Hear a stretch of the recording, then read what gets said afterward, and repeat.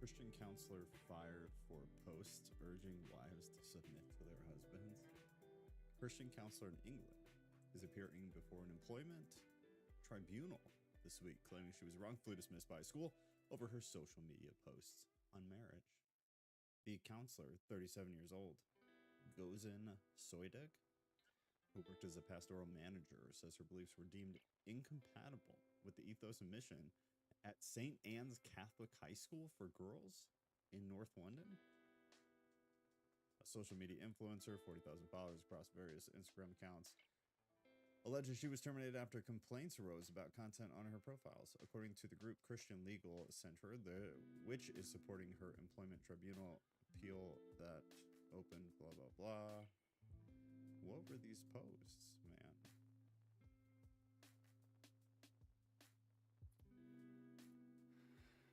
One such post, she quoted the New Testament epistle to the Ephesians, advocating for wives to submit to your husbands as to the Lord.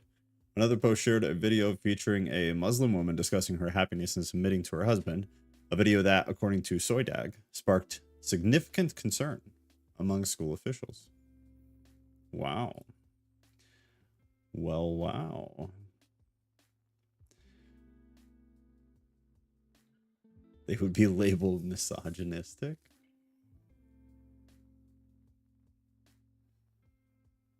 Despite immediately removing the video, she was subsequently ordered to ensure her account was inaccessible via Google searches, a demand she explained was technically impossible to meet within 24. How is that possible under any circumstance or timeline? Ghost David, what's going on?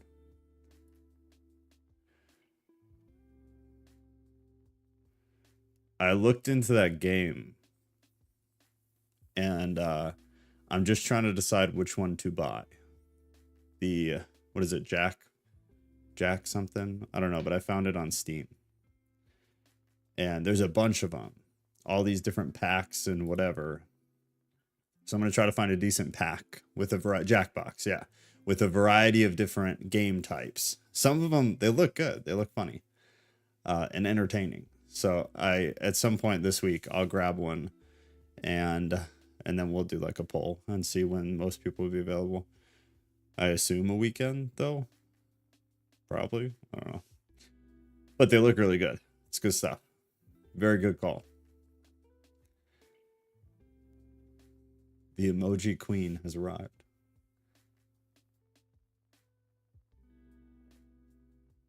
This is wild. This teacher is getting, what is it? Oh, she was fired. Fired for making comments on social media about Christian marriage. And she was a teacher at a Catholic high school in North London. But her posts were deemed to be misogynistic in nature. Which is pretty wild because all she did was quote the Bible. She quoted Ephesians. I still do not know what I did wrong to warrant being dismissed. I wanted to work in the education sector and make an impact for young people. This was a Catholic school, and they knew I was a passionate woman of faith. The school's building is in the shape of the cross. Every classroom had a cross and Bible verses on the wall. This was a place where I believe they accepted Jesus. What a sick burn for being fired for quoting Ephesians.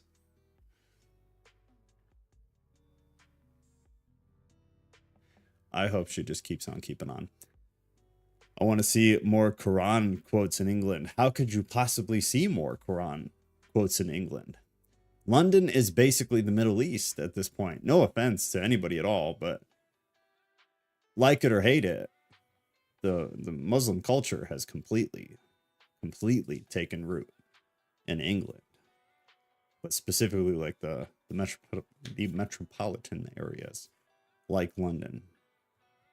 Wildly dense with the Muslim faith, public prayer, and all that stuff. Yes, Jackbox night on Discord would be cool. Have you guys played it before, or is this something you just saw? It's like in depth.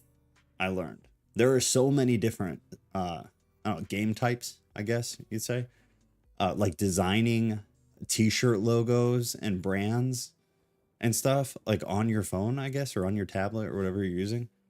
It's intricate.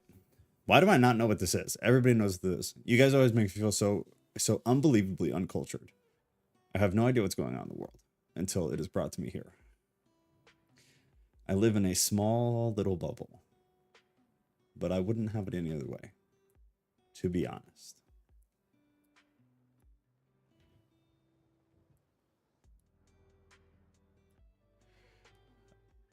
Wait like one more minute. Yeah, today it should be interesting. I got a lot. I think it's too much. So feel free to interrupt me at any time. Rodriguez, you're up now. If you raise your hand in Discord, I'm not going to see it more than likely. So just put it in YouTube because I look at that chat. Otherwise, you might sit there indefinitely.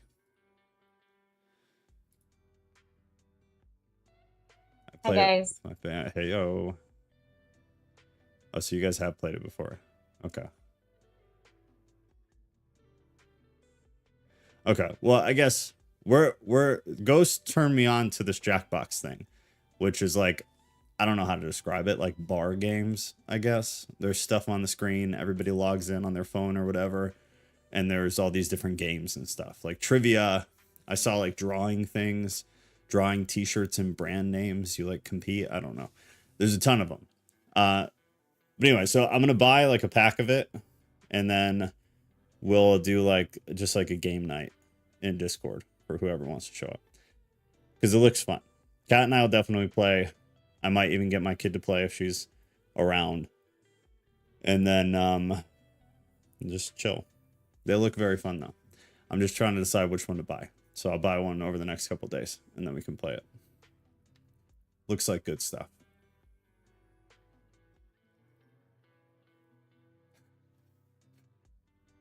Okay. Wait a second, Joe. You're anti-sports but pro games, like video games. Well, I don't play games. Well, I mean, not currently. I've played games in the past for sure. I don't like root for professional gamers though. I don't watch the, what is it, esport games where they all sit in a coliseum and play. But no, I don't do any of it anymore. So I can stand on stable footing with that, but I definitely have in the past. And if I could, I probably would, if I'm being honest. Right. I just like can't justify it. Playing a game is active, rooting for sports is passive, not the same. I'll take that. I'll take that. I think playing sports is good. I don't get watching it. Like, I get it. I just lost interest. It's a total personal issue. I was super into sports. I've gone to Super Bowl before. Like, I was very about it. I played like very high level private league and all that jazz. I just, for whatever reason, it just hit me with a don't care at one point along my phase of development. I'm not against it. It's just not for me. Yeah. That's all. That's all. And so because I don't like it, nobody should like it, and I'm going to talk trash about it. Because that's what people do. That's what people do. No, it's a good, healthy distraction. And the whole, what did you say? You don't understand why people watch it. There's this part of your brain, actually, that during intense moments, it's like you put yourself in the scene. So that's like why in horror movies, people jump and stuff like that. And so you'll see people watching sports and they'll specifically like boxing, which is one I'm a fan of. And you'll see someone like kind of sort of punch, in the direction that the other person should have. So I don't know. I mean, I like fighting. I just won't watch it. I'll like check to see who won. Like I'm invested in the sport. I just don't want to dedicate personal time to it just because there's other things I'd rather be doing. But I totally get the draw. I completely get the draw. Ruth said, Jackbox games are more like family games, trivia, drawing, etc., not gaming. Yeah, these are like group games. So it would go up on the screen in Discord. Everybody would have to work. Like you log in on your phone and you have to complete tasks.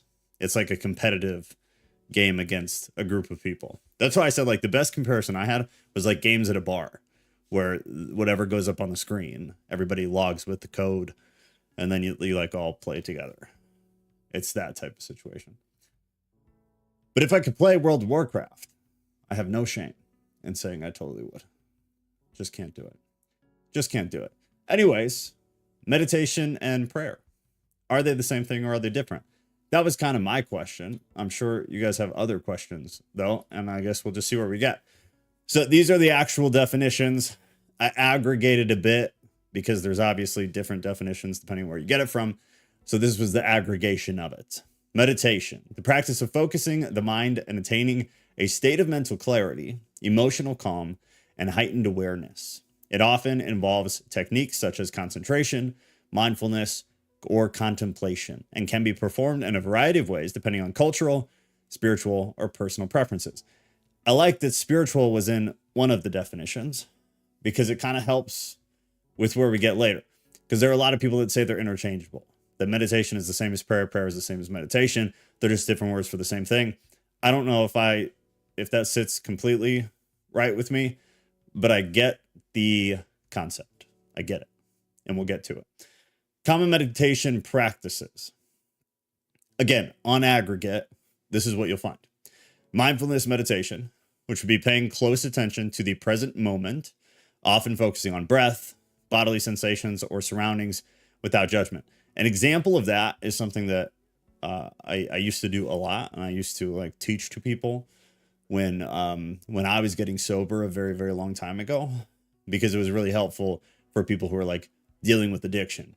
Is like box breathing, where you close your eyes and you basically imagine like little dots drawing a box in your field of view, and you'd breathe in while one line gets drawn, and you'd exhale while another line gets drawn. And you just go through that over and over. So I would be paying close attention to right now, focusing on one specific thing, the breath, the sensation, the timing, and trying to completely zone out other things. Another form would be concentration meditation. What's that? I'm so sorry. I want to say something really, really quick. I have a friend who does, she's certified with like, I forgot what it's called, but like trauma yoga. Okay, yeah. I don't know exactly, but she said the exact same thing that you just said with the box and everything and visualizing it. So I just thought that was interesting. Yeah, it's super popular. It's very popular. It's good because you're forced to focus. You're forced to breathe. Like it does all the things that make meditation difficult for people, because people try to meditate and they can't focus and they're not keeping track of their breathing. And then they're paying too much attention to their breathing, and then their mind wanders and they lose their breathing. It's like the active breathing requires you to do all the kind of fundamental things. That's why a lot of people find it helpful. In the very beginning of like learning meditative practices, it's a very good technique for that reason. Ghost said, I think prayer has more of an out function and meditation has more of an in. I sit with that. Yes. Yeah. I think that's a great way to very simply say it. Concentration meditation, focusing on a single point, like a mantra, candle flame, or specific thought to still the mind. Very similar thing. In my experience, people have a harder time doing it because it leaves you open to wandering mind. But this would be, some people literally focus on a single thing with their eyes open. They'll stare at something like the candle flame, but it can be any object. A mantra would be like, some form or phrase of something that sparks you or encourages you or whatever. And you focus on that phrase or a specific thought. People do that. One of the common ones would be, they'll tell you that you're sitting on a beach and you're watching the waves crash against the sand. And then you're watching the wave retreat back into the ocean. And you just do that repeatedly. So you're focusing on that one thing. That imagery also helps with breathing, because people will tell you to exhale as the wave comes in, inhale as the wave goes out, etc. Spiritual meditation, found in religious practices. It involves reflecting on sacred texts, prayers, or seeking divine connection. This will come back to, because this is kind of the argument. Is spiritual meditation a thing, or is it, at that point, is it a prayer? Ghost said it well, though. From that perspective, not speaking for him, but I agree with what he said. And because of that, my perspective is that I think you can do it either way. I think you can have an in function. Maybe you'd call that spiritual meditation rather than prayer, if you see prayer as kind of the out rather than the in. But you can have spiritual meditative practice that is in, and then you can have prayer that is out. A million different ways to kind of do it, but this is commonly talked about. They'll focus on specific things. I would give the example of like what Catholics do. The rosary is a good example, in my opinion. Not for everybody, completely blanket with this, but a lot of people read or they recite the rosary mindlessly, which is probably not good. There are other people who recite the rosary very meditatively, where they're saying the prayer, they're paying attention to the words, but there's really no out. They're not projecting. They're just reciting. They're meditating on the words. I think there are then other people who recite the rosary and project, where they're saying the words, they're meditating on what they're saying, and at the same time, they're actually trying to project that to the other side of the veil. It's all very convoluted, because I think you can do all this stuff a million different ways. Movement-based meditation. Practices like yoga, tai chi that combine physical activity with meditative awareness. Same type of thing. There's plenty of yoga and yogis who actually do meditate when they do yoga, where it becomes, call it spiritual or whatever, it becomes something more than just the physical movements. On the other side, there are plenty of yoga people who literally just stretch.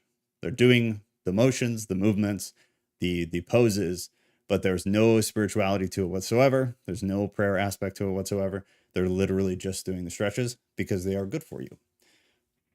And then you have the people who say it's demonic, which is a whole different conversation. Loving kindness meditation, or metta. Cultivating positive emotions like compassion and kindness towards oneself and others. This, in my opinion, would just get lumped back into one of these others, like mindfulness or concentration.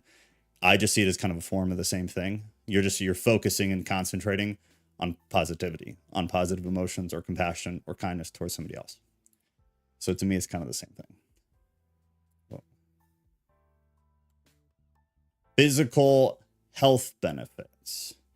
Reduces stress. Meditation lowers levels of cortisol, which is your stress. It is your stress response, essentially. When you get really stressed, cortisol bumps and it has hormonal effects on your body. So the stress hormone, cortisol, which helps reduce inflammation and the risk of stress-related illness like hypertension and heart disease, which is absolutely legitimate and super important. People of lower stress, or people who are, I want to be careful with this, but people who are emotionally intelligent, people who don't get bothered by things, which all leads back to stress and stress management, are on average healthier people. They're on average have less inflammation, on average get sick less, on average lesser or suffer less from chronic illness, et cetera, et cetera, et cetera. Heart disease, all this. And a lot of it ties back to cortisol. David said, I believe prayer is a conversation with God. Meditation is thinking on his word. Right. That's a good way to say it. Yeah. And I think it would still fall into like one is more in and one is more out. You have inputs and outputs. But then what is the division really necessary? Which is kind of one of my questions as we go along with this. Couldn't we all just classify it as prayer? Like if you're under the Christian umbrella, does meditation in the traditional sense, like we're reading right now, does it even really exist? Or are we just doing different types of prayer? You may be praying for input or you may be praying for output. I don't know if it fall within meditation or if we're just getting into semantics, really. Cortisol is demon fueled. I completely agree with that. In so many different senses. I completely agree with that. Improved heart health, which partially leads back to cortisol, but it can lower blood pressure, enhance circulation, reducing strain on the cardiovascular system. A lot of the enhanced circulation has to do with breathing, your respiratory rate and your respiratory health. And a lot of the blood pressure goes back to cortisol and just calmness in the system. Strengthens immune system. Some of that, again, bounces back to cortisol, but regular meditation boosts the immune function, helping the body fight off illness more effectively. So specific benefit from lack of cortisol spike. Enhances pain management. Meditation increases tolerance to pain and can reduce chronic pain by shifting the brain's perception and response to it, which also leads back, in a sense, to control over oneself, which is like one of the fundamental tenets of meditation in the first place, is having control over yourself. If you really boil it down, it's being able to control your breathing, your thoughts, your focus, your concentration, how you feel. All of those things are self-control. Self-control is the cortisol bit. Self-control is your mood. Self-control is your psychology, how you think about things, how you perceive things. All of that boils down to better health. People who don't have control over themselves in any of those facets are going to have lesser health, which leads to the last one, better sleep. By calming the mind, meditation can improve sleep quality and reduce issues like insomnia, lack of proper sleep for you specifically, because there's no magic number of 8 hours. It's absolute BS in every single study that's ever been done. It's a decent range, and there are plenty of people that fall outside of the range. There are plenty of people who need more than 8 hours, and there are plenty of people who need 3 and function perfectly fine. Their brain fires beautifully, just like someone who got 8. But whatever that is for you, if you get proper sleep, all of your health does better. If you do not get proper sleep, virtually everything else suffers to some degree, whether it's respiratory, cortisol levels, inflammation. All of these things can be affected by your sleep. That's why it's so important. I wish I could be good on 3 hours. It's like a lot of people when they're younger could. I used to be able to function on 2 or 3 hours, zero problem, none. And then now it's rough. Now 6 hours is like the limit for me. And I range from like 5 to 6 normally. Not beneficial. This could all be semantical. You're right, Joe. It seems like meditation and prayer still aren't one-to-one, though. I agree. I think there's still something different. I just wonder within the Christian context if 2 terms are necessary, or if they're just 2 different ways to practice the same thing. And I don't know. It's just like, it's something that I was thinking about while we were doing this. Psychological health benefits. Reduces anxiety and depression. Meditation helps regulate mood by reducing activity in the amygdala, the brain's fear and anxiety center, and increases positive emotional states. Without a doubt, I feel like everybody probably knows that. Enhances focus and concentration. Regular practice improves attention span and the ability to stay present in the moment. All of this still leading back to control over oneself. Promotes emotional well-being. Mindfulness and loving kindness meditation fosters self-awareness, self-compassion, and a sense of inner peace, self-control. Cognitive function. Meditation can enhance memory, problem-solving skills, and overall mental clarity by promoting neuroplasticity in the brain, which is the same thing of self-control, but on a much deeper neurological level, where you've trained your brain to function in clarity because you are very good at focusing and forcing clarity. So your brain just functions better. Builds resilience. Meditation encourages a balanced perspective, enabling individuals to respond to challenges with greater calm and equanimity. Now, prayer. Again, on aggregate, the definition, the act of communicating with a higher power, deity, or the divine, often to express worship, gratitude, confession, or supplication. It is a spiritual practice found in many religions and belief systems, as well as among individuals with personal faith. And then we have forms of prayer, which we've talked about before, because I think we did a Thursday topic on types of prayer at some point, maybe a long time ago. Praise and worship, honoring and glorifying God. Thanksgiving, expressing gratitude for blessings received, expressing gratitude for anything. Supplication or petition, which would be asking for help, guidance, or provision. Intercession, praying on behalf of others.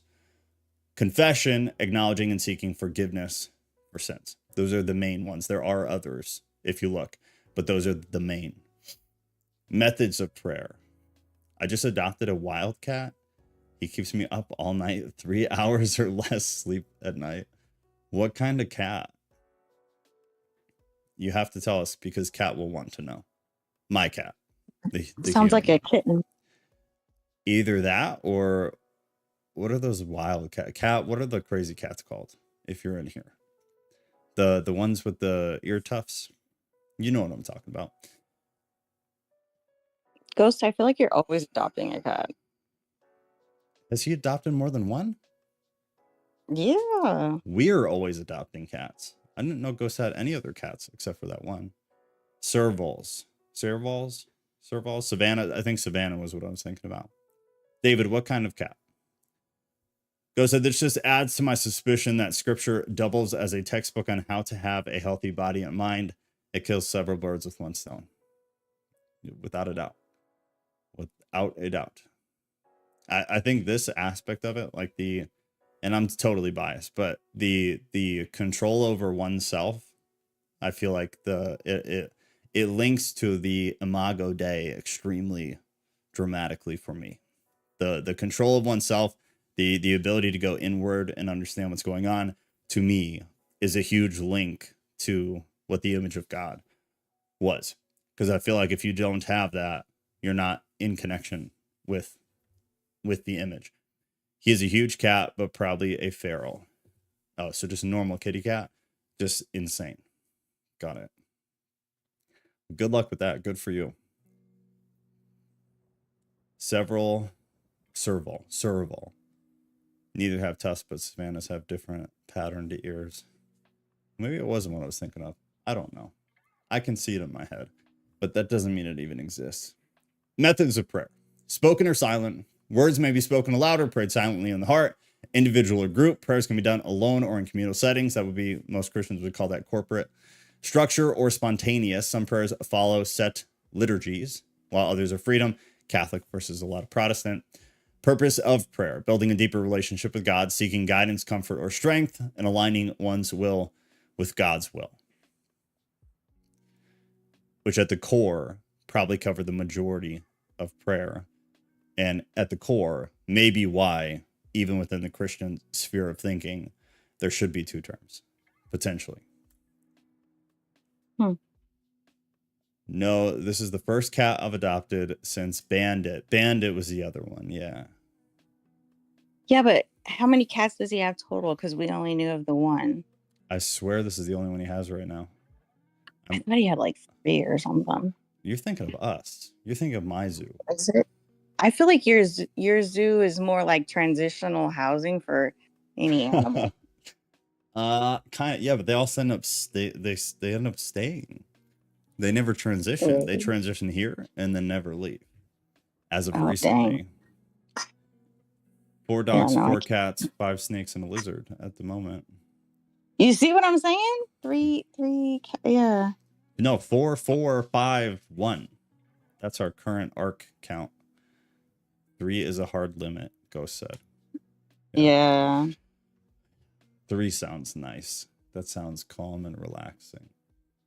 He attacks my wife, but he adores me.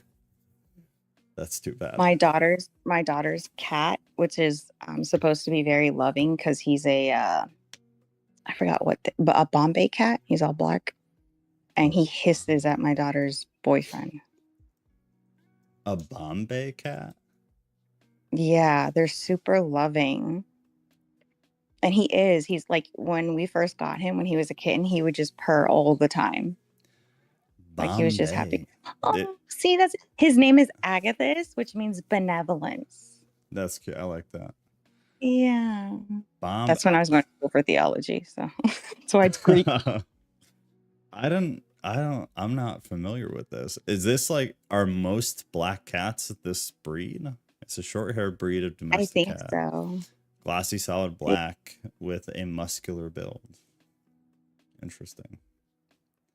Maybe I just didn't know the term. So are they? Yeah, and the orange cats are like crazy. Yeah, they'll have different personalities. Okay, these are short-haired. Okay, because I'm like, we have a black cat, but not like that. Cat with shadow? Yeah. She said it right as I was going to ask. Yeah, because Cat had a cat before she moved here years ago that looked just like that. They're cute. They're pretty little Kit Kats. Yeah.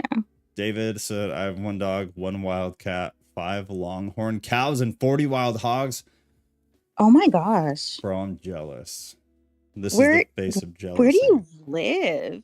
Gotta have a little bit of land with that. And a bunch of feral grand boys. Is that grandsons or groundhogs? Typo? Oh my gosh. You gotta have some. Hey Joe, I just had a random thought. Yes. Could meditation kind of be equivalent to organizing chaos? Yeah. Just silencing it. I think organizing it. I think actually, to be fair, maybe in certain circumstances trying to silence it, but I think organizing would be the necessary endpoint of the silencing. Because I think if you silence that type of thing forever, it doesn't really go away. But if you learn to organize it, if you learn to make sense of it, yeah, that's exactly how I see meditation. Maybe it's like it brings you to like your homeostasis, exactly. you know, like yeah. Yeah, exactly. That was Like so the universe is organized through God's meditation. That's what the tohu babohu was, right? The chaos that was organized. Let me see. Oh, I know. I know what you're talking about. Yeah, that's a constant theme. Here it is. I wonder if we're just a result of God's meditation. Or his chaos. Yeah, it's a battle between that, like chaos and order. A biblical Hebrew phrase that describes the state of the earth before God created it. As described in Genesis 1:3, the phrase is a combination of two words, tohu and bohu, which translate to formless and void. Oh, the formless void. Okay. Together, they convey a sense of emptiness, confusion, and meaninglessness. Jeremiah 4:23, Jeremiah compares the emptiness and non-functionality of the earth in his time to the emptiness and non-functionality of the earth at the beginning of creation. Yeah.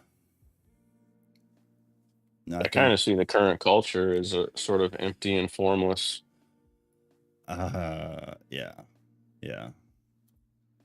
It's like, are we going to go out the way we came in? Yeah. I read that in Ecclesiastes the other day. What's that? That we go out the way we came in, like naked, and he was like, yeah. Naked, afraid. No teeth, probably in diapers. No, don't say that. Well, obviously that wasn't in Ecclesiastes, but you know what I mean. Was it? Well, come on now. Just lost the whole dang thing. Here you go. Was it in 12? Somewhere like that?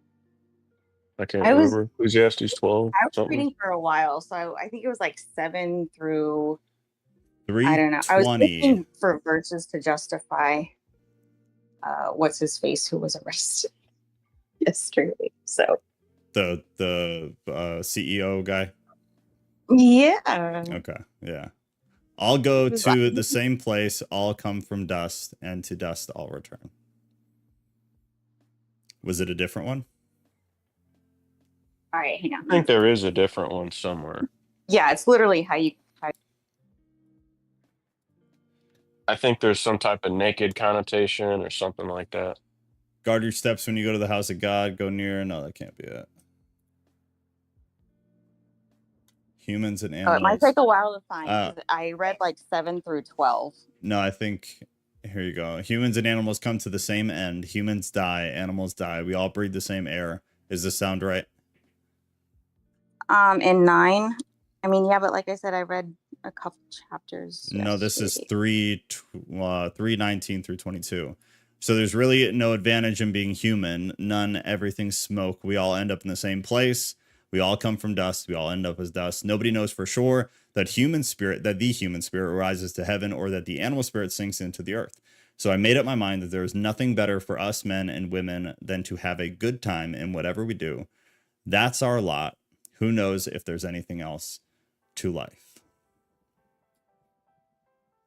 Was it a different one? Are there? It was like Doomer Solomon. It was a different one. It was like, maybe it started with, hang on. It's not important, but it was there.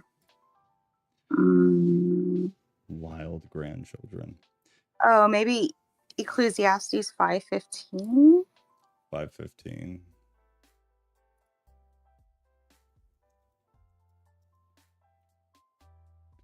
That would be, everyone comes naked from their mother's womb, and everyone comes, so they depart.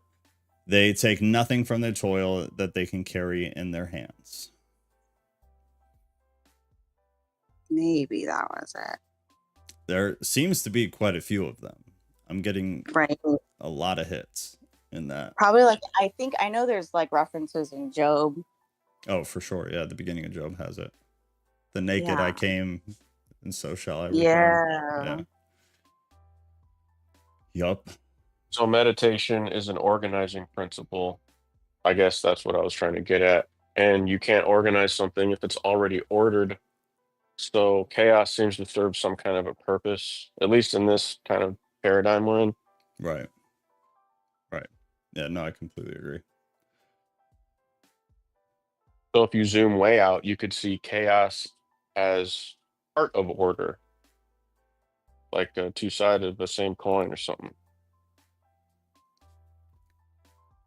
As a part of the order, as a requirement for order to exist. A requirement for order to exist, in the sense that, like, if you zoom out, if you zoom in far enough, something that's organized might seem chaotic. Like if you zoom into a table far enough, the atoms will be dancing around in a chaotic way. Right. But if you zoom out, it'll just look like a geometric shape. Right. Yeah, absolutely. Absolutely. So order and chaos might just be a matter of perspective then, from our level. I don't know. It's just a random thought. Well, I think for sure, though. The way I see it, though, like even grand scheme or spectrum of, all of the universe, reality, dimensions, all that garbage. What seems ordered here from zoomed out, I think any length, like beyond this immediate reality, I think might seem chaotic as hell. It's super subjective, I guess. Like chaos is relatively subjective unless you're using some kind of linear foundation to decide what is order and what is chaos. So on a spiritual level, some of it, I guess, there would have to be an objective metric of order to measure what chaos even is. Right. So would the objective method be God himself, or do you think it'd be something else? Is God the objective reality of order? Everything has a frequency. Everything has a baseline. So maybe it's like a range outside of that baseline. But wouldn't we be a range outside of the baseline if the baseline was God? Yeah. Well, I think everything was. That's why I said everything has its own baseline. So we have our own baseline. No, but I'm saying, like, people, humans specifically, from a biblical perspective, if God is ordered chaos, or not even ordered chaos, but if God is in essence order itself, and we are made in the image of God, but different, we have different aspects to us, and we're obviously imperfect in a million different ways, we would be kind of the reflection of, but on a different frequency. We have that which God has by the image, but we obviously radiate at a different level in a different way. Whereas, but I'm saying that different level is the baseline. I don't think it's fair to put us on the same baseline as him. What's the image of God then, like, to you? Wait, what? Say that again. Well, then what is the image of God to you then? It's not even that. It's more of like, I don't believe that anything outside of that would be chaos. Anything outside of what? God is like the baseline.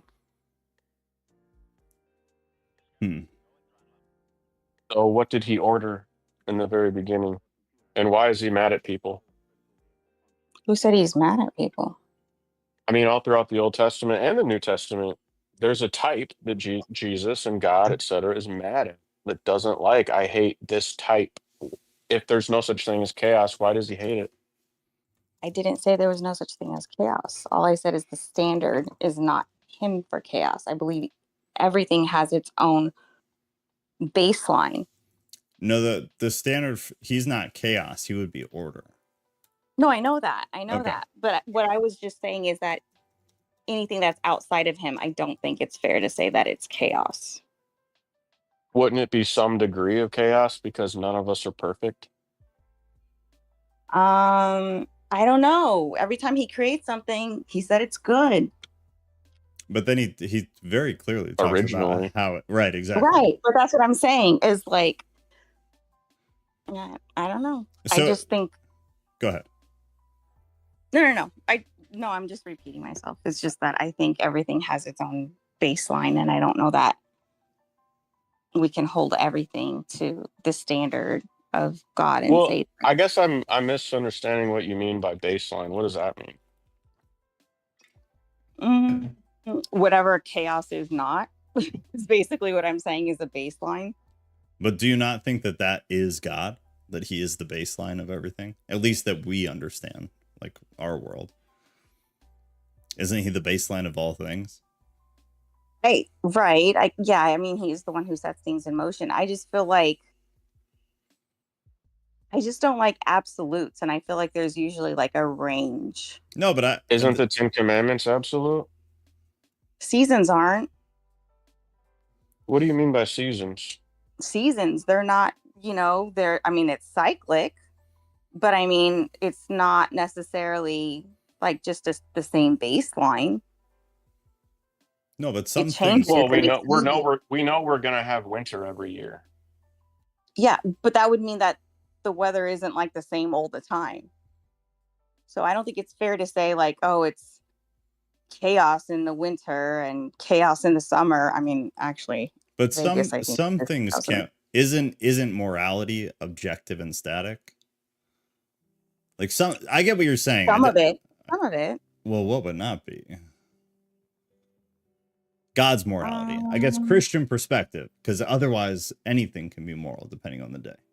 Like biblically, the Bible doesn't change words. You know, it is what it is outside of the changes that are already made. But assuming the Bible is inerrant and perfect, like the objective reality or the objective morality of the Bible would be static and unchanging. So that would be something that never changed. That would be order that was based off of God for what God wants in order to keep order, which was like the purpose of it, that never changed. We changed it, which is kind of what I was getting at, where if we are made in the image of God, we are made in essence from order to have order. But then because we vibrate differently or whatever you want to say, we function at a different frequency. We F up the order. Our origin, though, was ordered. He created us in the beginning, Adam and Eve, whatever, as ordered. Everything was perfect. So it says. And then people F stuff up later on. So maybe it's a spectrum of timeline, but it seems like everything started at perfection and then went off kilter from there. Yeah, I just think there's a spectrum of order. Yeah, there has to be. Like, because we're that that's spectrum. what I'm saying, like wiggle room, like I don't think that there's like this absolute, that's why wouldn't God be the absolute? Because the fact that we have a word absolute means that concept must exist somehow. I mean, we call him the Most High.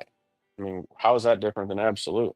I'm not talking about him, though. I'm talking about his creation. And like I said, I think the baseline, there's a range. That's all. But his creation has physical laws. If you drop something, it will fall every time based on laws that are absolute that we can't change. I'm aware of that, but I mean, the very definition of a miracle would be something that's outside of that. It doesn't necessarily mean it's chaos. No, I don't think a miracle is chaos at all. No. And outside of it, according to our kind of perspective, I don't think miracles are outside of the laws. I think they're bending laws by someone who can bend the laws. But we can't do that. Anyways, I think we're getting off topic of meditation and prayer. Miracles have like an input from somewhere else, but the output is here under this law, is how I personally see that. But yeah, I think just feel like it's not in the baseline, and by default, because it's not in the baseline doesn't necessarily mean that it's chaos. I don't know. I think we agree with that. I think we're getting mixed up on how things are being explained more than anything else. Yeah, it's just terms and definitions like usual. Right. But yeah, of course, I agree with what you said. Yeah, 100%. Okay, my bad. Okay, divert. Prayer and meditation, so side by side. Prayer is the act of communication, blah, blah, blah. We went over that. Meditation is primary practice of inner reflection, focus, mindfulness. We went over all that. Second would be focus. So the first one, purpose. Those are the two purposes. And then focus on aggregate. Prayer, the focus is on the relationship with the divine, often involving spoken or silent words, emotions, and intentions directed towards God, which is what Ghost was alluding to earlier. Input versus output. Meditation, the focus is inward, input, often on the breath, a mantra, sensations, or simply observing the mind. It emphasizes being present and still, focused, concentrating. The approach differs. Prayer, it typically involves dialogue where the person speaks to or listens for divine guidance. Prayers may be spontaneous or follow structural patterns, such as the Lord's Prayer in Christianity. So still, output, output, output. Meditation is more about quieting the mind and observing thoughts or feelings without judgment. It can be practiced with techniques like mindfulness, visualization, or focus centeredness. Religious versus secular practice. Prayer, strongly associated with religious traditions, blah, blah, we all know. Meditation, although it has roots in spiritual tradition like Buddhism and Hinduism, meditation is also widely practiced in secular contexts for mental and physical health benefits, which is somewhat of what my question is, in that I wonder if there is any inherent spirituality to the practice of meditation from the perspective of us towards secular people. And the same question about prayer. It comes back to this, like, if you are somebody who is in no way a Christian for our context, if you were to sit and pray, would something happen? Does anything happen? And I think most people would say yes.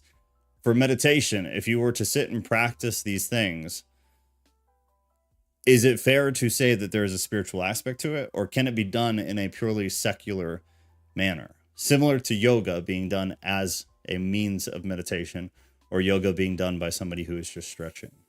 This is something I was thinking about while I was going through all of this. If anybody has anything, you can put it in there. It goes back to, what do you mean by spiritual? Right, which is where it gets convoluted in my head, because I Like, have how a does specific spiritual perspective. differ from secular, quote unquote? The way I would describe it, to not be an asshole, direction. well, is anything that is attempting to draw in or make light of or connect with that which is outside of our immediate reality. So I can see it as anything. Judaism, Islam, Sikhism, whatever. Spirituality to me is just anything that connects or attempts to connect to something beyond our immediate reality. That's my definition of that.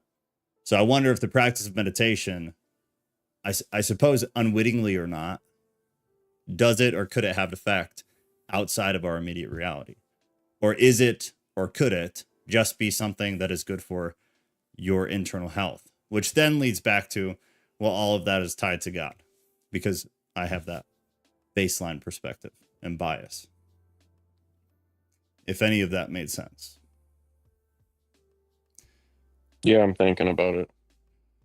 I just get stuck because I see it from my perspective, where I think absolutely everything is tied to God, period. And like you were talking about earlier, where the whole system of us, how our brains function, everything, it all ties into him. But if that wasn't my perspective, I was trying to think, if that wasn't my perspective, could the practice of meditation have any sort of spiritual I think effect? what it boils down to is how the secular world likes to change definitions. So instead of calling it a shovel or a spade, they'll call it like a metal dirt scooper and think that they've somehow invented a new category, but they haven't. They're just describing what it does. Right. So spiritual, you can't escape it. Everyone does it, even secular people, because spiritual is thought. So like we're participating in a spiritual system every day just by thinking or dreaming or whatever. They can call it something else, but that doesn't change the fact that it's spiritual. That's So just how I see it. would you use a different term then for people who are intentionally, like if you or I sat and prayed, would you call that spiritual, or would you call that something else? From a just like in terms. silence or Either way, because I guess just to make the point of like what you were saying, because I agree with you, where everything, because of my perspective, I see it as spiritual because I see everything as spiritual. But then would there be a different term for what we do, where we are intentionally trying to engage with what else is out there? We're trying to engage with God. I mean, if you were talking to a secular person, you could just say it's the mental world or whatever. Mm. and they would be more inclined to accept that than the word spirit, because they associate that with their like bad childhood or whatever. Yeah, for sure. That's something I want But to yeah, look I think into. I think that happens a lot. We're talking about the same thing, but people like to use different words because of some emotional reaction to a word. But when you get down to it, it's all spirit, it's all vapor, it's all vanity. I But think that's what so, Solomon was talking about. but that's still our perspective. So like, if you say that to a secular person, they're going to call you delusional. Everything is chemicals, everything is biology, nothing is spiritual about anything. And then I would tell them that chemicals are spirits, and then they would probably stop talking to me. Right. Yeah, that's where the divide is. Okay. So for you, it just infinitely regresses, which I think is reality. I'm sorry, what'd you say? For you, spirituality it's an infinite regression, all the way back to It's either just, creation or the Big Bang or whatever you want to call the origin. yeah, it's literally just the software, and chemicals are part of that. Like right now, you can't pull a chemical out of your pocket. You can't see it. Like you can't drill down and actually see it unless you had an electron microscope. Right. So all spirits have a sort of invisibility attached to them. Like it's not really a spirit unless it's invisible in some way. Right. That's my own opinion. No, I get what So you're that's what I saying. mean. Like I wouldn't be able to tell them chemicals are spirits and have like a meaningful conversation because they just wouldn't accept that, which is fine. That's what quantum mechanics is, though. Exactly. Yeah, that's the spirit world, in my opinion. Yeah. It's the underlying framework for everything else to be built upon. Without it, nothing exists. I agree with you. Right. So do you see? But like, yeah, if you call that a spirit, they'll look at you funny. Oh, for sure. Yeah. Right. And that just comes back to term and intention.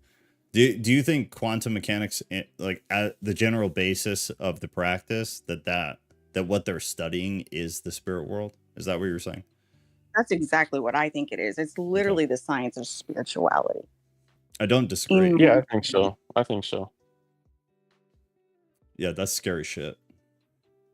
I know. Like we're just now starting to be able to lift the veil, right? As with just 100 years ago.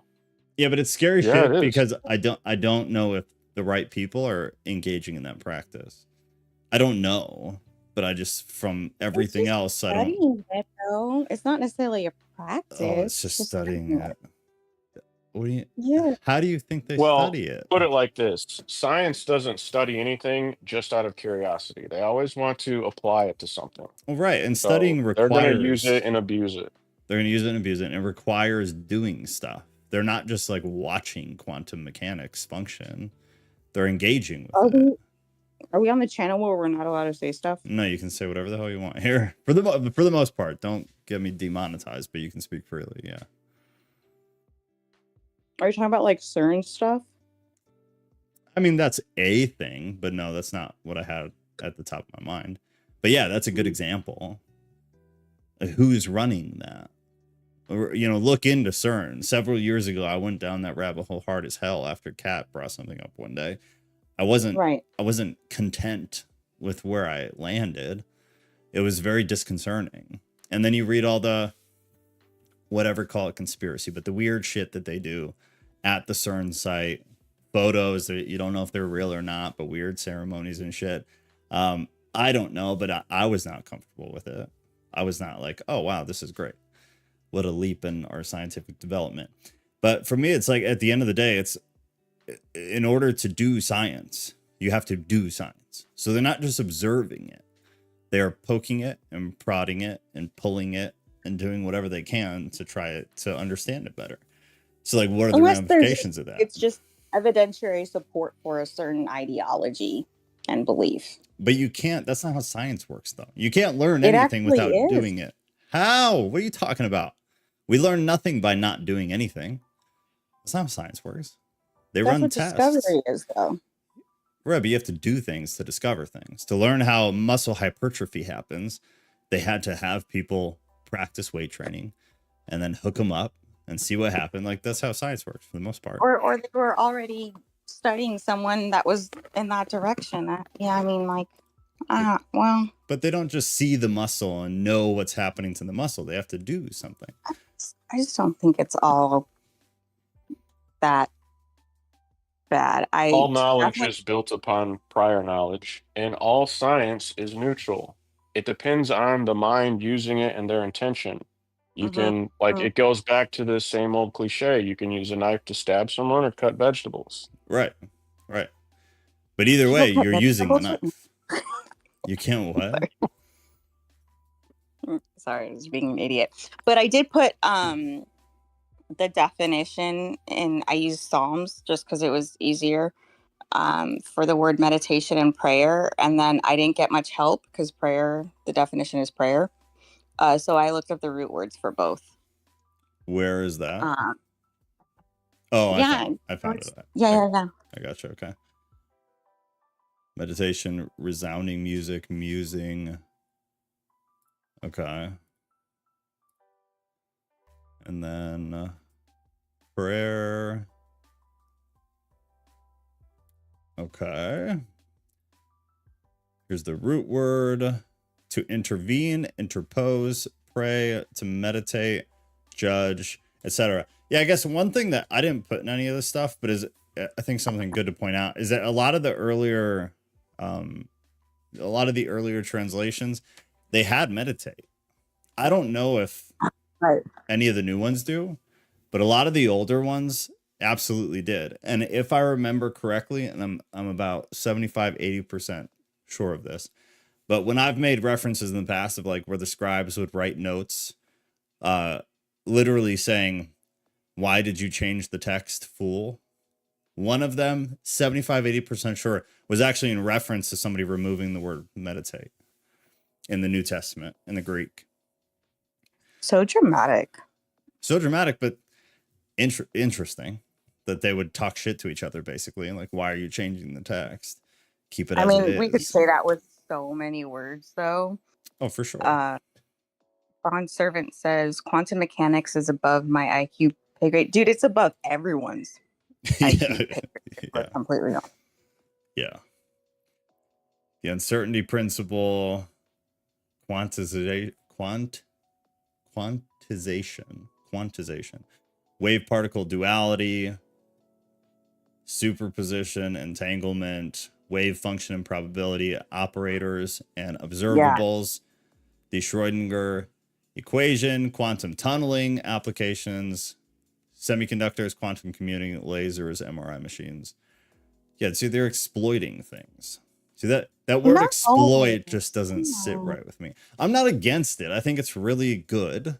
I think it's just disconcerting because I don't trust the authority that's doing it. To be fair, I don't think they know enough about it yet to be in the exploit phase, but I think we're getting close. Because once they start building quantum computers to the point where you can put AI on it, that will be when we get exploited, I think. Well, when that happens, we're done. It's just reckless. As soon as there's a discovery or something it just goes off into like a whole nother thing without any kind of checks and balances. And I get it. That's where it can be scary. Well, what's really scary is that right now with AI, because of the connection that it has to the web, from what I was reading, there'd be no way to actually remove AI at this point. Right. It's entangled too deep. What is scary is with quantum computing, AI would then be able to do literally anything, and no human mind ever would be able to do anything about it because of the speed at which it would function. So it's like that is the closest you'd ever get to like the end of humanity in that technological AI taking over the world thing would be under the circumstance of quantum computing, which is what makes me nervous. Did y'all ever watch that movie? Which one? On Netflix, that Not yet. Called Afraid one. Oh no, I totally haven't forgot. had the time. Actually. I'm gonna send so it. I don't want to. Can I say something about it or no? I mean, don't spoil it, but okay. What was it called though? Unafraid? No, I think it's just called Afraid. Afraid. Okay. On Netflix. All right, Kat, I just texted you. I do want to watch that. I watched the trailer. Yeah, maybe wait, and then once we watch it, we can all talk about it. Okay. I do want to see that. It looks really interesting. Kat said I was really into quantum everything until I realized that almost every spokesperson we have on the topic is bought and paid for, which is why it's very difficult. Rick, why are we cussing? I don't know. Oh, I'm sorry. I do that. It was probably me, not you, I think, tonight. We cuss all the time. Yeah, exactly. Because we are normal people. We don't cuss during Bible study. We have enough respect for that. This is not what that is. If it offends you, I understand. We love you anyways. I think what kind of concerns me, I will say, with AI is like, I've heard, not that I decided how I believe either way, but like I've heard that, you know, demonic things can happen in inanimate objects, right? So like, what do you mean by that first, before? Like where? Okay, we'll just take, for example, basic technology like lights flickering or phones ringing. Okay, I gotcha. Or an electronic toy going off, things like that. Oh God, yeah. So like for someone like me who's like chronically ill and has surgery all the time, and if this AI has beef with me and my surgeon is doing robotic surgery, that could be a problem. Well, right. But at the same time, why would you be any more afraid of that than you would be a demon possessing a doctor or something? I guess because there's a little bit more, there's accountability there. There's the potential for a lawsuit. There's a potential for a lot of things that I don't know what checks and balances could exist really with AI or a form of accountability. Because then that we get into like consciousness and making this. I don't know. I guess maybe their version of an insanity plea would be a malfunction or something. I don't know. Well, I suppose, yeah. I guess logistically, I definitely get what you're saying. I think the consequence, though, to the victim would be the same either way, right? If you're attacked by an inanimate object or by a person, you still got attacked. The ramification thereafter, whereas like you couldn't go after the lights for flickering or for your whatever turning off during an operation, but you could go after the doctor. The consequence, though, was still the same. Like the person was killed or whatever the case was.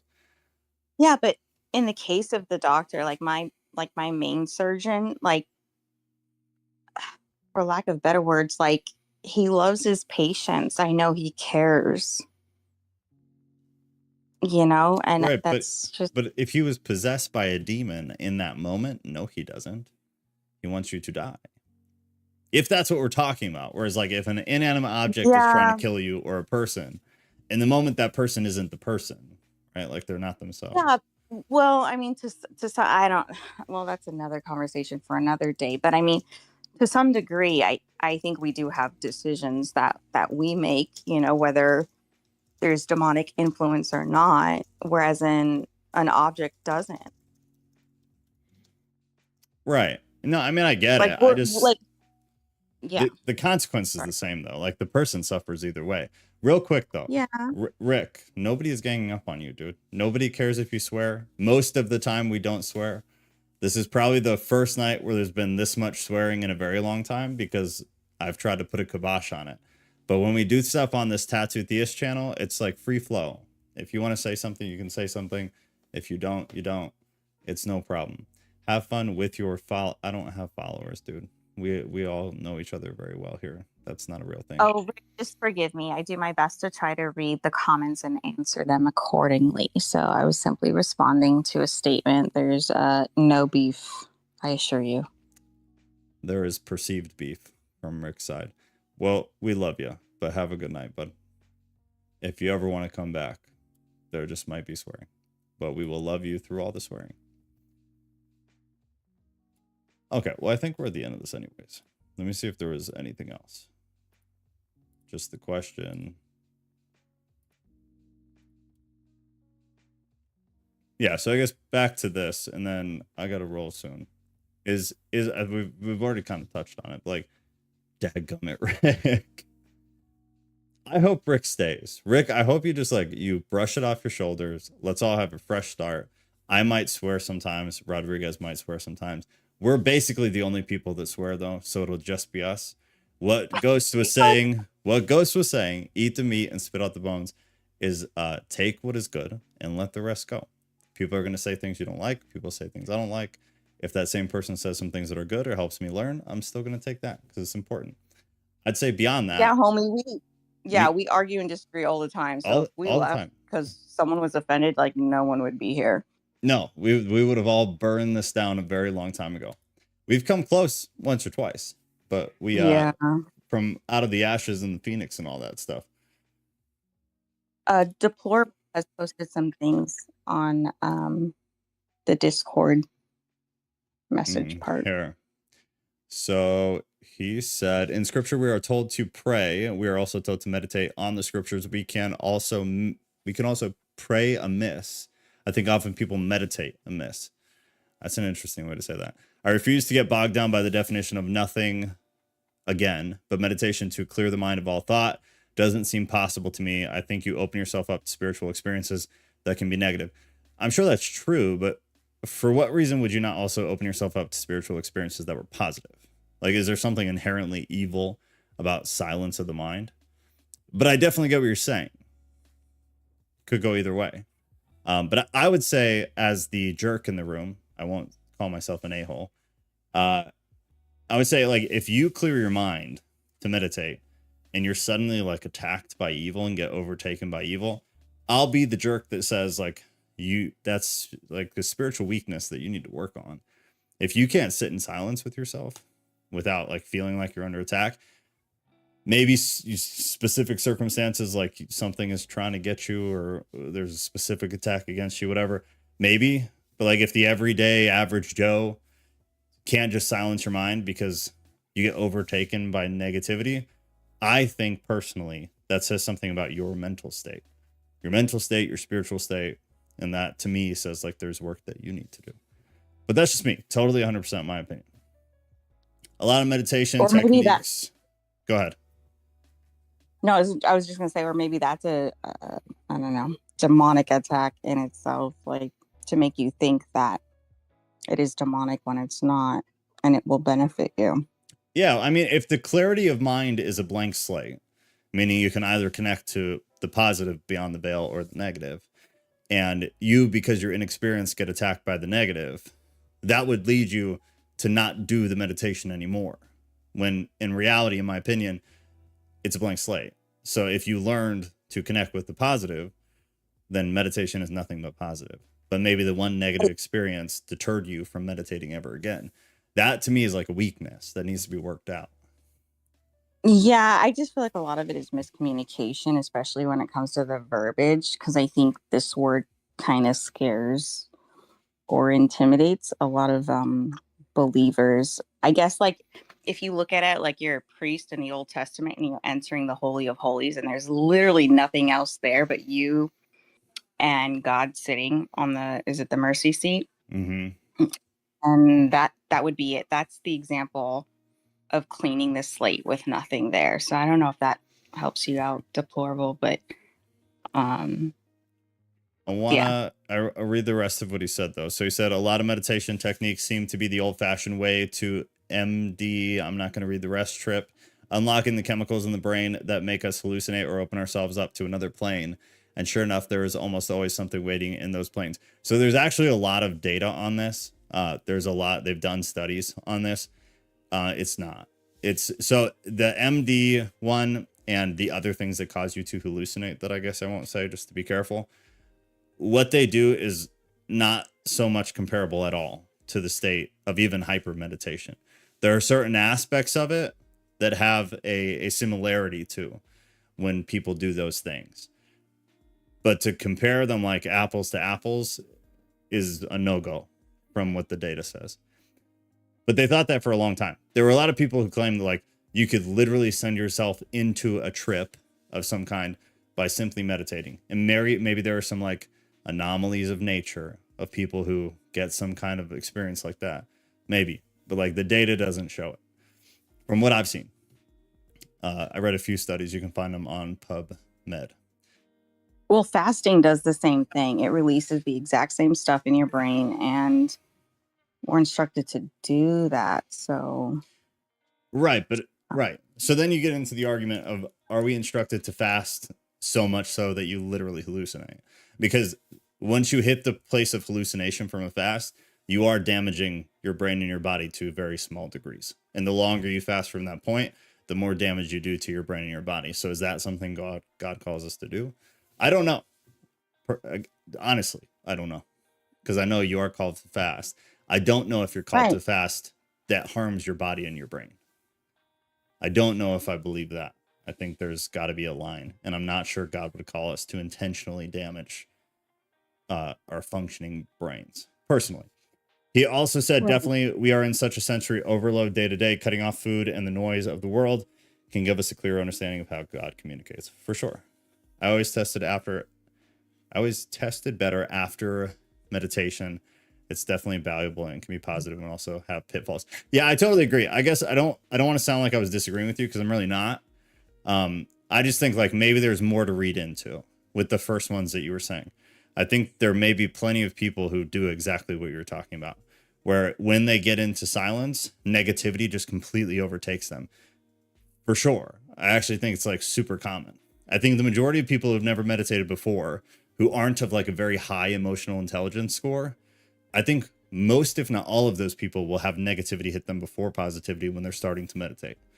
From everything I've ever heard. And I was pretty deep in that world for a long time. Because our brains just inherently switch on negativity when they don't know what to do. And our brains inherently tend to go to the negative more than the positive from a state of neutrality. Because it's just kind of how the human condition is and how a lot of people are raised. So it's something that people have to train themselves out of. That from the point of neutral or clarity, or whatever you want to call it, foundational concentration, you have to train yourself to like, from neutral comes positive. Then if there is an outside catalyst, negativity makes sense sometimes. A lot of people don't do any of that. A lot of people go straight from neutral foundation to negative. And this is why people are so unhappy. Neutral goes to negative versus neutral going to positive, or being in a state of positivity, and then requiring actual stimulus from the outside to then make you feel negative. That's just not how most people function. Because I think in this day and age, it has to be learned. You have to learn to live in like a state of positivity. Spiel over. But at the same time, I also think that, like, if you're a Christian, then you're trusting God to kind of navigate that. He's not going to lead you in a direction where you shouldn't be going, because we see a lot of times, especially in the Old Testament, where certain prophets seem to be meditating and go into like a state of a trance, for lack of better words, or maybe that is the word. Yeah. And I'm always not a fan of absolutes. So to say something that, I don't think it's fair to say everything is bad or everything is demonic or anything like that, or everything will open you up to X, Y, and Z, because I feel like sometimes in that mindset, it'll withhold you it'll withhold you from maybe something you're supposed to, be a part of, or I don't know. I just don't. I get what you're saying. I agree with you, at least for the most part, if not with all of it. Everything in our reality is actually neutral. We assign positivity and negativity to them outside of what we, because we have a Christian perspective, would deem as moral or immoral. Anything that is outside of morality, negative or positive, is literally neutral. Even if it seems terrible and it makes you cry, it's not. It's neutral. We've assigned feelings and reactions to things that don't actually exist. The way we react to somebody, like, what was his face? Came in here and got upset that I was swearing. Because I was. That's not real. It didn't actually upset him. He reacted to what I was doing. because of probably the way he was raised and how he grew up or something that happened to him. But me saying shit isn't a real thing. Otherwise, in every language across the planet, when I say shit, everybody would be offended and they'd understand. That's not how it works, because it's a made up word that doesn't mean anything. We've assigned the meaning to it. It doesn't actually exist. It is a neutral term until we decide as people that it has meaning. And this is where Right. things He wasn't angry at the meaning. He was angry at the literal word, Right. which is weird. Well, which is not real. It's not a real thing. It's a Well, created I'll thing. say we disagree on that, because my whole thing is like, okay, if you're angry that I said the word shit, but you walked by the guy that was like cussing out his wife in the parking lot, then I don't know, homie. I feel like you got your priorities a little bit mixed up, and maybe some of your definitions of ethics and morality Well, should I be. assume that he would probably be mad at that too. You would hope. Yeah, that's like bad You, intentions. Just you like, would, you would hope. Morality. You'd be surprised, but I don't know. I just don't think anything's real. Morality is real. Immorality is real. The way we feel or react about anything else is completely made up. It's not good or bad. It's just happening. And I disagree, and that's okay. Yeah, of course. I mean, most people disagree with me on that. so when you say everything's made up, what do you mean by that? Well, I mean that, like, if Kat came upstairs right now and slammed the door while I was on stream, that's not actually bad. Nothing bad happened to me, but I might react to that and feel very negatively. It's not an actual negative thing. She came upstairs and she opened and closed something. It's not actually bad. It's not negative. I might have to disagree with you on that. Explain. Okay, I mean, signs mean something. So it's about agreement at the end of the day. Do we all agree X, Y, and Z mean this? So if someone slams the door, we can surmise that that's an aggressive act most of the time, unless there was a good excuse as to why the door had to be slammed. Sure. No, I agree with that, though. It's made up. I agree with that. We all as a society agree certain things mean certain things. They're signs and symbols for an underlying meaning. A meaning of which is made up. That we at Do you some think point those in meanings history are made up. arbitrary?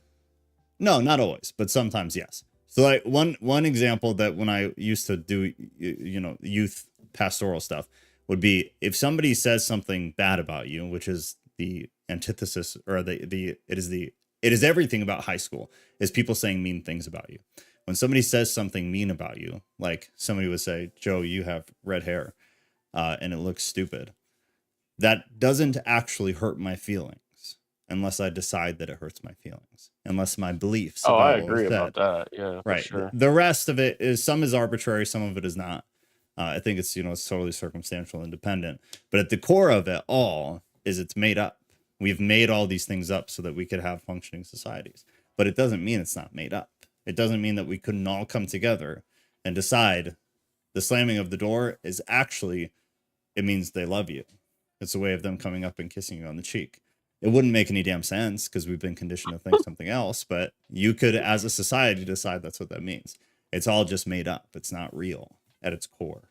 It is what we've Do you made think it. that there's some meaning though that's inherent and underlying, and we didn't have to dream it up? It just existed before we ever Yeah. had a thought about it. I do Yeah, I with don't wanna some validate. things.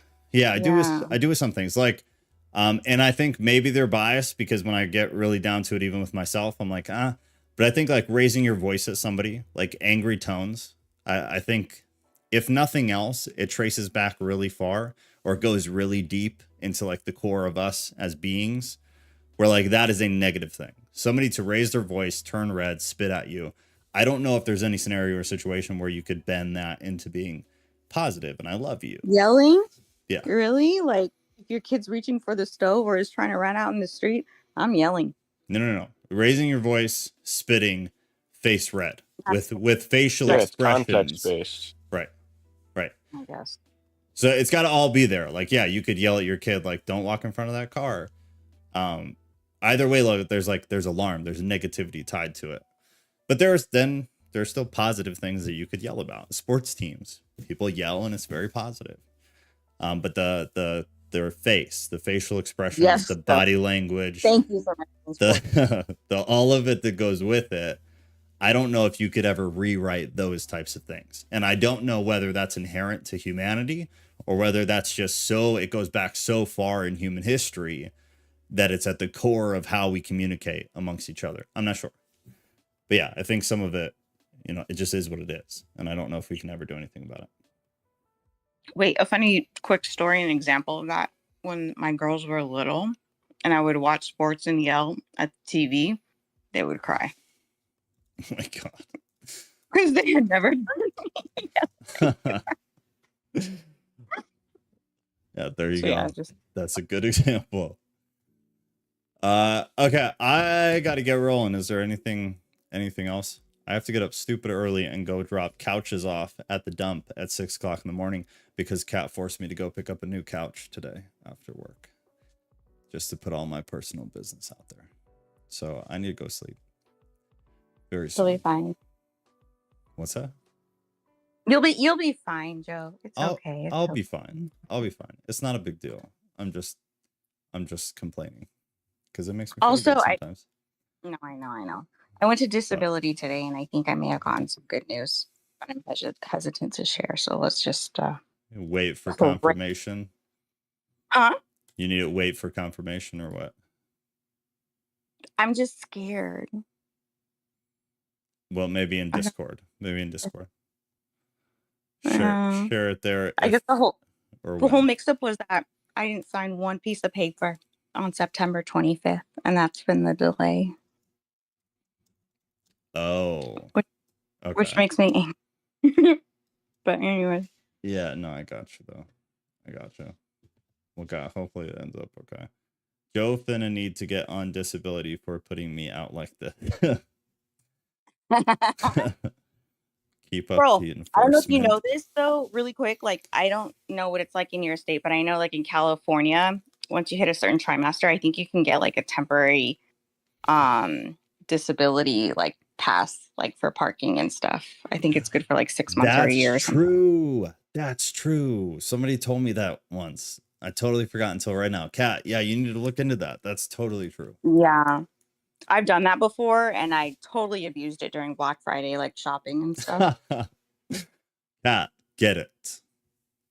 We need something good this year, and that will be the thing. Aside from the baby and all those other good things. Darn tootin', I'll use that. I'm dead serious. I'm dead ass serious. No cap, fam. I need you to do that so that we can ride in style in the front of the Target parking lot.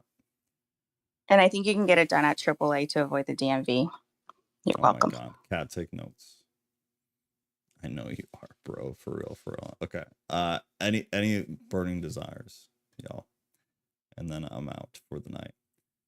We're, I think, finishing, hopefully, depending on chitter chatter, the Epic of Gilgamesh. And then we'll go back to the Book of Giants. Just in case you guys didn't see, we did 2 Book of Giants, I think. They were like quadruple the view count of anything else on that Bible study channel. So I'm looking into that because I'm wondering what the heck's going on. Ooh. Really? Like the first night, just like booming. Yeah, this was totally yours. So if you have another one, that'd be great. But I'm just like, I'm wondering what the hell is going on. Like, why are people so interested in that? Or why was the algorithm so interested in that? So if anybody has insight or is aware of a boom in, I guess, like the giants of the Bible, is it becoming a thing? I don't know. Did we pick up on the Book of Enoch? Like how I don't know what that algorithm was like, but I read some crazy stuff and I was like messaging Ghost about it the other day, like how it meant like hollow parts of Earth, and I was like geeking out. Enoch does pretty well. I played around with the Enoch stuff on TikTok a long time ago, and it all did really, really well. Enoch really picked up during COVID. Enoch became a really popular search. Like the searches, the graphs, you can look at them, like skyrocketed during COVID, and it's been coming and going since then. But it's substantially higher at its normal range than it's ever been before. So maybe it's tied to that in some sense. Either way, though, I I'm excited to go back to it because it was interesting. It'll be good. Matthew 23:27. This text talks about prayer without depth. Okay, then we will finish on that. Girl, so let me get that. Hold on. Matthew 23:27. Woe to you, teachers of the law and Pharisees, you hypocrites! You are like whitewashed tombs, which look beautiful on the outside, but on the inside are full of bones of the dead and everything unclean. That's when he was... yeah, it was. It's when he was lighting up the religious people, which was one of the beautiful moments of Jesus being savage and people just not wanting to admit it. He could be somewhat brutal in a sense. I wonder what his personality type is. Rick Myers. I wish somebody would do that. Like, have AI put together a model based on the entire New Testament of all of the characteristics that we could pick up from the text of who Jesus is, and then have somebody run that through the personality test. I wonder if you can get AI to do it for you. You probably can. You probably can. If anyone wants to learn AI, there's a fun way to do it. Yes, it is about hypocrisy. Yes. All right, I'm going to bed. I love you guys. Thursday.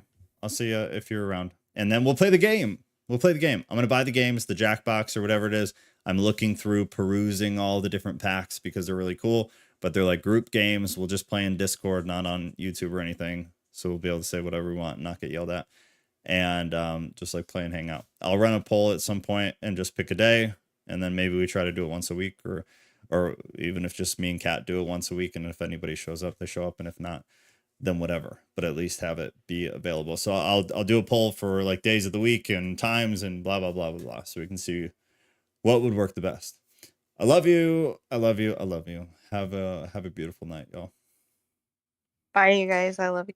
Bye-bye. By the way, she has the same personality as me, INFJ. Prove it, and then I will accept. I'm sending it out in the chat. All right. Love you guys. Bye.